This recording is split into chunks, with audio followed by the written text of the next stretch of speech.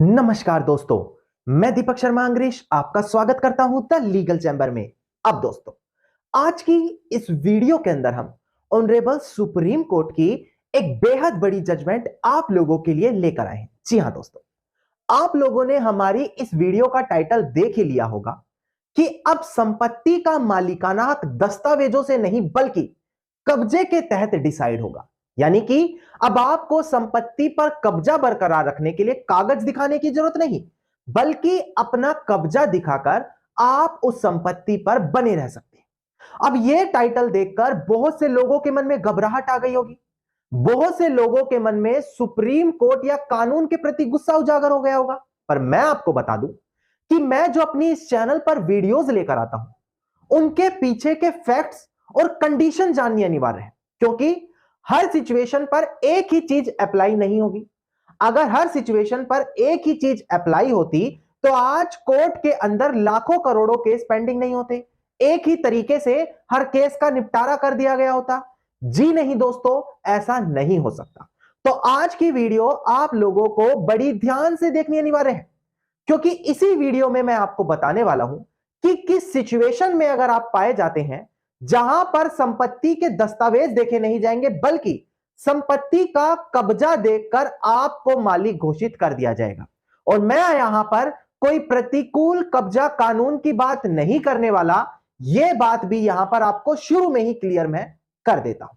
अब दोस्तों, अगर आप लोगों को हमारी ये वीडियोस अच्छी लगती हैं, अगर आप लोगों को हमारी तरफ से किए गए एफर्ट्स अच्छे लगते हैं, तो मेरा आप लोगों से अनुरोध है, इस वीडियो को आप लाइक जरूर करें, ज्यादा से ज्यादा शेयर जरूर करें और अपना वैल्यूएबल कमेंट सेक्शन में जरूर लिखें। तो चलिए दोस्तों, अब आज की इस वीडियो को हम ज्यादा लंबा ना करते हुए आज की इस वीडियो को स्टार्ट करते हैं।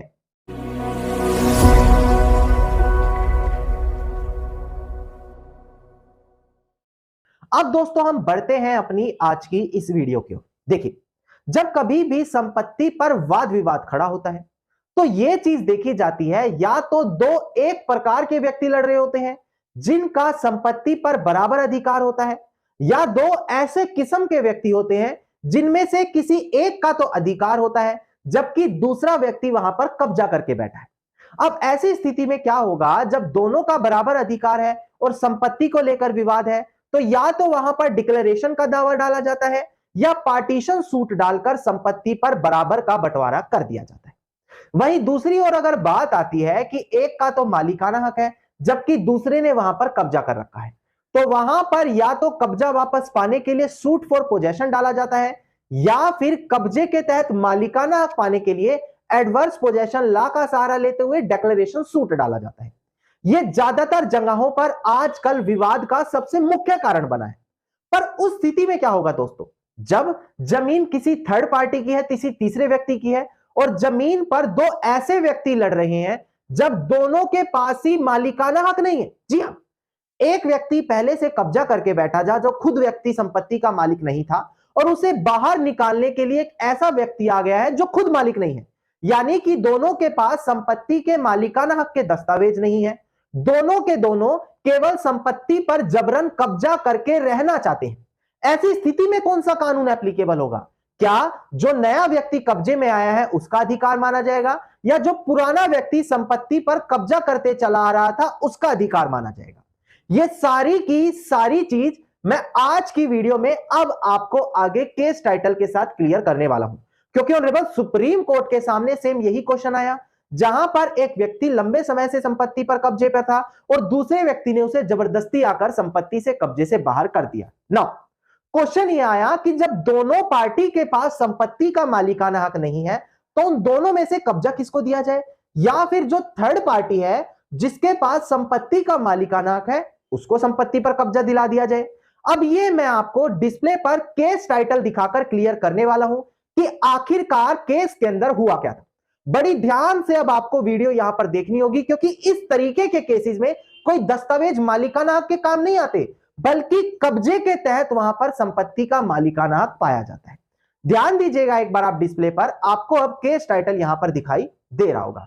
देखिएगा दोस्तों, डिस्प्ले पर केस टाइटल था हमारा यहां पर Shiv Shankara and another versus HP Ved Vyasarcha. इसका सिविल अपील नंबर था 10215 ऑफ 2011 और 29 मार्च साल 2023 की ये जजमेंट है, यानी कि मात्र 1 साल पुरानी जजमेंट आप लोगों के लिए मैं यहां पर लेकर आया हूं। अगर आप मेरे चैनल से रोजाना जुड़े रहते हैं तो आप ये बात जानते ही हैं कि मैं इस तरीके की जजमेंट आप लोगों के लिए लगातार लाता रहता हूं। तो इसीलिए आप लोगों को बार बार बोला जाता है कि चैनल को जरूर सब्सक्राइब करके नोटिफिकेशन बेल आइकन जरूर दबा दें। अब दोस्तों, प्रेजेंट केस में क्या हुआ, एक व्यक्ति संपत्ति पर लंबे समय से कब्जा करके बैठा था। अब उसको एक व्यक्ति जबरदस्ती आकर संपत्ति के कब्जे से बाहर फेंक देता है। अब जब उसको संपत्ति के कब्जे से बाहर कर दिया तो उसने आकर कोर्ट का दरवाजा खटखटाया। उसने यहां पर परमानेंट एंड मैंडेटरी इंजंक्शन की मांग करी। उसका कहना था कि मैं लंबे समय से संपत्ति के कब्जे पर हूं, मुझे डिफेंडेंट ने, यानी कि जिसके खिलाफ केस डाला गया है, उस व्यक्ति ने जबरदस्ती बल का प्रयोग करके संपत्ति से बाहर कर दिया और उसके पास खुद से संपत्ति का मालिकाना हक नहीं है। और जब उसके पास खुद संपत्ति का मालिकाना हक नहीं है तो वो कैसे मुझे इस संपत्ति से, किस अथॉरिटी से यहां से बाहर कर सकता है। अब यहां पर प्लेंटिफ ने कहा कि देखो भाई, मेरे पास यह अधिकार बनता है कि मैं अगर संपत्ति पर लंबे समय से कब्जे में हूं तो मैं पूरी दुनिया के खिलाफ अपना यह कब्जा प्रोटेक्ट कर सकता हूं, पर संपत्ति के असल मालिक के खिलाफ नहीं कर सकता। और जो दूसरा व्यक्ति है वो तो संपत्ति का असल मालिक है ही नहीं, तो उसको तो कानून भी अधिकार नहीं देता कि वो मुझे इस संपत्ति से बेदखल कर सके, संपत्ति के कब्जे से बाहर कर सके। अब दोस्तों, डिफेंडेंट का यहां पर कहना था कि जी नहीं, जो प्लेंटिफ है, जो ये दावा डाल रहा है, वो झूठ बोल रहा है, वो लंबे समय से कब्जे में नहीं है। दूसरी चीज, डिफेंडेंट का कहना था कि भले मैं यहां पर इस संपत्ति का मालिक नहीं हूं, पर एक थर्ड पर्सन का वहां पर रेफरेंस दिया केस में कि वो थर्ड पर्सन उस संपत्ति का मालिक है और उसके थ्रू मुझे ओरल अथॉरिटी प्राप्त है कि मैं इस संपत्ति पर आकर रह सकता हूं। अब यहां पर कोर्ट में देखा गया कि जो डिफेंडेंट है वो थर्ड पर्सन की अथॉरिटी बोल रहा है, जो ओरल अथॉरिटी है, और थर्ड पर्सन का रेफरेंस देकर संपत्ति पर कब्जा लेना चाह रहा है। तो मैं आपको बता दूं कि किसी भी केस में इस प्रकार की थर्ड पर्सन अथॉरिटी नहीं चलती। इसको बोला जाता है जस्टिटी, ये लीगल टर्म है जस्टिटी, जिसका मतलब है कि जब आप कोर्ट में बिना थर्ड पार्टी को ऐड करे थर्ड पार्टी का रेफरेंस लेना चाह रहे हो। तो प्रेजेंट केस में डिफेंडेंट ने भी यही कहा। डिफेंडेंट का कहना है कि यहां पर थर्ड पार्टी इसका ओनर है और मैं यहां पर उनकी अथॉरिटी से बैठा हूं, जबकि कोई ऐसी अथॉरिटी दिखाई भी नहीं जा रही थी। तो प्रेजेंट केस में यही पाया गया कि ना प्लेंटिफ के पास पोजेशन था, ना प्लेंटिफ के पास ओनरशिप थी और ना ही डिफेंडेंट के पास ओनरशिप थी। और अब ये मैटर अपील होकर ऑनरेबल सुप्रीम कोर्ट के सामने आ चुका था। तो ऑनरेबल सुप्रीम कोर्ट को यह फैसला देना था कि क्या प्लेंटिफ के पक्ष में फैसला दिया जाए जो पहले कब्जे में था, या जिसका अब कब्जा है जो डिफेंडेंट है उसके पक्ष में फैसला दिया जाए, या जो थर्ड पार्टी है जो रियल ओनर है उसके पक्ष में फैसला सुना दिया जाए। अब डिस्प्ले पर आप ध्यान दीजिएगा कि यहां पर ऑनरेबल सुप्रीम कोर्ट ने क्या कहा। ध्यान दीजिएगा दोस्तों, डिस्प्ले पर आपको दिखाई भी दे रहा होगा, देखिएगा दोस्तों। यहां पर ऑनरेबल सुप्रीम कोर्ट ने कहा कि देखो भाई, अगर कोर्ट में सूट फॉर पोजेशन यानी कि कब्जा पाने के लिए दावा डाला गया है और दोनों पार्टी ही अपना मालिकाना हक एस्टेब्लिश नहीं कर पा रही, तो ऐसी स्थिति में वो पार्टी जो अपना प्रायर पोजेशन कोर्ट में साबित कर देती है, यानी कि जो ये साबित कर देती है कि मैं पहले से ही संपत्ति पर कब्जे में हूं, उसी का वहां पर अधिकार माना जाएगा संपत्ति पर। उन्होंने कहा कि जो प्रायर पोजेशन में है यानी कि पहले से कब्जे में है, वो एक प्रोटेक्ट कर सकती है अपना कब्जा, वो पूरी दुनिया के खिलाफ अपना प्रोटेक्ट कर सकती है कब्जा, बस जिसके पास टाइटल है उसके खिलाफ नहीं कर सकती। यानी कि दोस्तों, जो व्यक्ति संपत्ति के कब्जे में है, ऐसी स्थिति में वो क्या कर सकता है, वो पूरी दुनिया के खिलाफ अपना कब्जा प्रोटेक्ट कर सकता है। पूरी दुनिया के खिलाफ उसे कोई भी कब्जे से बाहर नहीं कर सकता जब तक खुद रियल ओनर आकर उसको कब्जे से बाहर नहीं करना चाह रहा हो। तो ऐसी कंडीशन में ऑनरेबल सुप्रीम कोर्ट ने प्लेंटिफ के पक्ष में फैसला दिया और यह भी कहा कि जब प्लेंटिफ और डिफेंडेंट के बीच ये वाद विवाद है तो थर्ड पार्टी का रेफरेंस वहां पर नहीं दिया जा सकता जब तक उनको कोर्ट में पार्टी भी नहीं बनाया गया।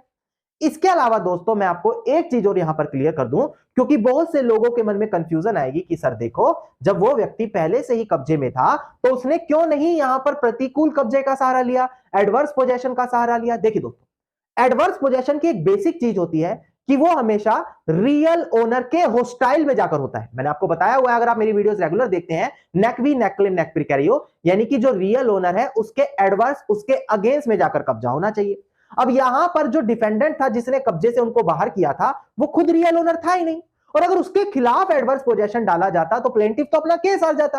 तो ऐसी कंडीशन में प्लेंटिफ ने सिंपल सा केस डाला कि मुझे परमानेंट स्टे दो, परमानेंट इंजंक्शन दो, क्योंकि डिफेंडेंट तो यहां पर खुद ओनर है ही नहीं, तो वो मैसे मुझे संपत्ति के कब्जे से बाहर कर सकता है।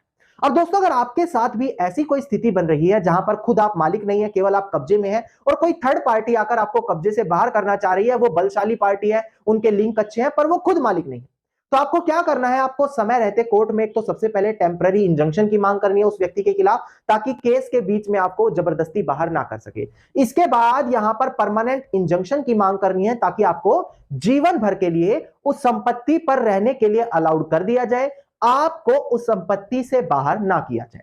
ये बेसिक सी जानकारी मैंने सुप्रीम कोर्ट की जजमेंट के साथ आपको क्लियर करी, जहां पर संपत्ति पर रहने का अधिकार आपको दस्तावेजों से नहीं बल्कि कब्जे के आधार पर तय किया जाता है। तो आप पूरी वीडियो देखकर ही यहां पर समझ पाते हैं कि केस के फैक्ट्स थे क्या, केस के अंदर रेफरेंस क्या था, क्यों यहां पर ऐसा फैसला दिया गया। इसीलिए मैं लोगों को कहता हूं कि केवल केस का टाइटल देखकर भ्रमित ना हो, पूरी वीडियो को देखकर समझें कि किस स्थिति में उन जजमेंट का वहां पर रेफरेंस दिया जा रहा है।